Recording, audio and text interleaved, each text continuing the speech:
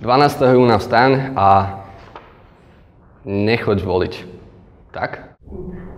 Takže 12. júna postavte sa a choďte voliť. Nepovedz, nechoďte voliť. No jasné, ale... Dobre. Čo, chcete, aby som povedal, nechoďte voliť?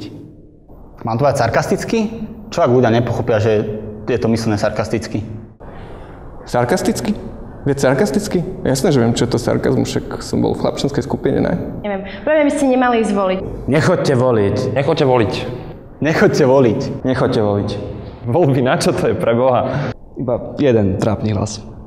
Jeden hlas? Čo to zmení? Na jednom hlase nezáleží. Na jednom hlase nezáleží. Je to len jeden hlas. Jediný hlas. Nič to nemôže zmeniť. Hovoria nám, že nemáme voliť? Ja viem, to je divné, ani mi sa to nepáči. Akože úplne ťa rešpektujem, ale to je trochu hlúposť, ne? Ale myslím si, že by sme to mali povedať na rovinu. Vieš čo, tak povedz, čo máš na srdci. A to je jedno. Pôjdem voliť, lebo to je iná možnosť ako niečo zmeniť. Ja pôjdem voliť, pretože si myslím, že ak niekto nejde voliť, tak potom má držať ústa.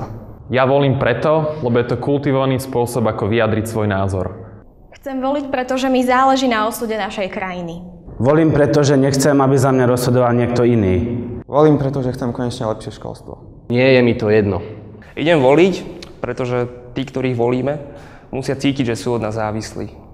A choďte voliť. Určite choďte. Povedzte to každému. Pošlite to 5 priateľom.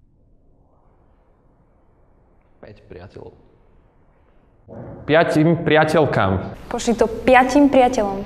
Dokonca aj ja mám 5 priateľov. Zvieratám, komukoľvek.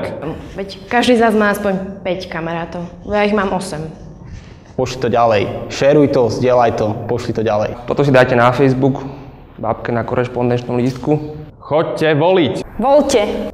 Choďte voliť. Choďte voliť! Takže choďte voliť. Poďte voliť. 12. júna choď voliť. Voľte! Choďte voliť. Fakt, choďte voliť. Choďte voliť. Choďte voliť.